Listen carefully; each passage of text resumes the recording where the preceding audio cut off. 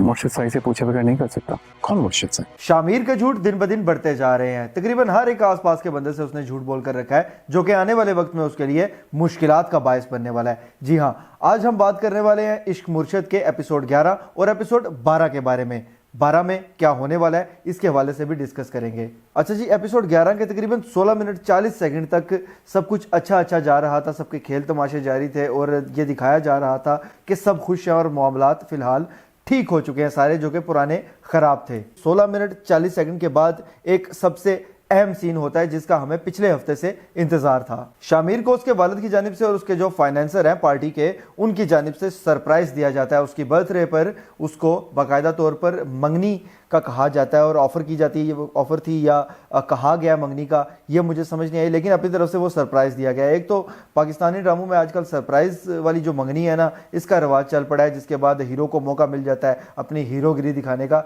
लेकिन यहाँ पे थोड़ा सा डिफरेंट हुआ है। हमें अंदाजा था कि ये मामला होगा, लेकिन इस तरह से होगा ये मुझे पता नहीं था। जब उसको बाकायदा तौर पर उसका फाइनेंसर मंगनी के लिए बोलता है कि जी तुम मेरी बेटी के साथ तुम्हारी मंगनी होने जा रही है, कंग्रेचुलेशंस, और इस तरह की बातें, बाकायदा मुबारकबाद देता है उसको, पूछा भी नहीं है उससे और मुबारकबाद दे रहा है उसको। अच्छा जी, उसके बाद हमें, क्योंकि पिछले हफ्ते के टीजर में इस चीज के बारे में दिखाया गया था कि ये होने वाला है, और हम सब इस इंतजार में थे कि शामिर अब इस मामले को किस तरह से टैकल करेगा, क्या जवाब देगा और किस तरह से गोलमोल करेगा, क्योंकि जाहिर सी बात है कि उसकी शादी की तो मर्जी है नहीं, तो क्या वो मामला करेगा। तो यहाँ पर जो उसने जवाब दिया इस मंगनी को टालने के लिए, वो बड़ा इंटरेस्टिंग था। उसने कहा जी कि मैं अपने मुर्शिद से पूछ कर बताऊंगा। हम इस वक्त एक्सपेक्ट कर रहे थे इससे कोई बड़ी चीज करने का, कि कोई इस तरह की बात करेगा कि वाकई नजर आएगा कि जी कोई फैसला किया इसने, या किसी तरीके से लोगों को जवाब दिया कि वाकई कोई अक्लमंद और समझदार लड़का और वाकई इसने समझदारी से सारा मामला टैकल कर लिया है। लेकिन बिल्कुल उल्टा हुआ और एक अजीब सा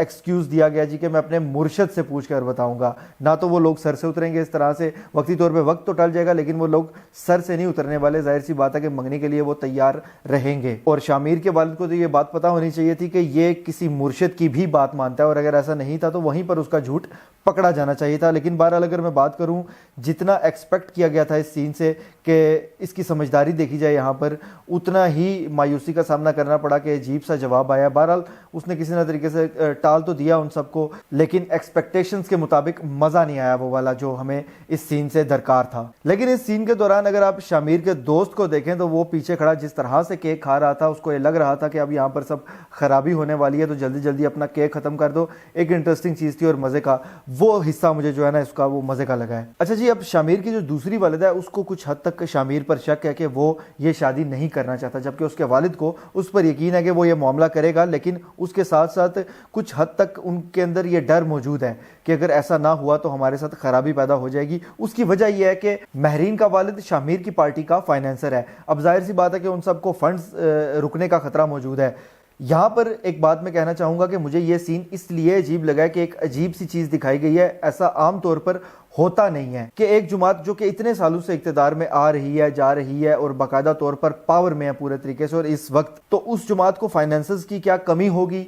इस वक्त पाकिस्तान में जो पैसे वाले लोग हैं, अगर कोई जमात हुकूमत में हो तो हर एक ज़्यादा से ज़्यादा पैसे वाला शख्स पार्टी को, हुकूमती जमात को फाइनेंस देने के लिए और फंड्स देने के लिए बाकायदा तौर पर तैयार बैठा होता है। तो ये एक अजीब सी चीज दिखाई गई है जी कि एक ही शख्स है जिस पर अब उनका दारोमदार है, और अगर वो पीछे हट गया तो पार्टी डूब जाएगी या वो फाइनेंस बंद हो जाएंगे, फंड्स बंद हो जाएंगे। ये इसलिए मुझे चीज अजीब लगी है कि ये हकायक से थोड़ा सा हट कर दिखाया गया है। इसके बाद जनाब एक और चीज के बारे में बात करना चाहूंगा कि अक्सर सीन्स को मैंने नोट किया है इस ड्रामा में, और खासकर इस एपिसोड में, एपिसोड 11 में कुछ देर पहले का सीन दिखाया जाता है, उसमें दिन होता है बाकायदा तौर पर, और कुछ ही देर बाद का सीन दिखाया जाता है, उसमें बाकायदा तौर पर रात होती है। तो यहाँ से मैं थोड़ा सा कंफ्यूज हुआ हूं कि व्यूवर्स को बिल्कुल अंधा समझा गया, क्या उनको समझ ही नहीं आ रही कि एक तरफ अभी 5 मिनट पहले का ये सीन था और इसमें रोशनी थी, अभी वो बाजार गए, बाजार में पहुंचते साथ ही जो है ना वो अंधेरा हो गया, रात हो गई। ये कौन सी बात है, ये मुझे समझ नहीं आई। तो ये मुझे चीज अजीब लगी है। अगर इसको फिल्म मेकिंग या ड्रामा मेकिंग के कवानीन के मुताबिक देखा जाए और रसूलों के मुताबिक देखा जाए तो ये बहुत बड़ी गलती है। और प्रोफेशनल सतह पर अगर कोई काम करता है तो वो बाकायदा तौर पर कई कई दिन एक सीन का इंतज़ार करते हैं कि हमें इस तरह की लाइट चाहिए इसके लिए और इस तरह का बंदे का फेस चाहिए। इससे पहले का सीन इस तरह से था, एक शख्स का फेस اس طرح سے نظر آ رہا تھا اور اب ہمیں اتنے دنوں بعد واپس سے اسی طرح کا فیس چاہیے. اگر تھوڑی سی چینجنگ آ گئی ہے تو وہ لوگ کئی دن انتظار کریں گے اس طرح کی لائٹ کے لیے اور اس طرح کے فیس کے لیے. اس کو کہتے ہیں ڈرامہ میکنگ یا فلم میکنگ کی زبان میں پروفیشنلزم, جو اس میں مجھے کم نظر آیا ہے.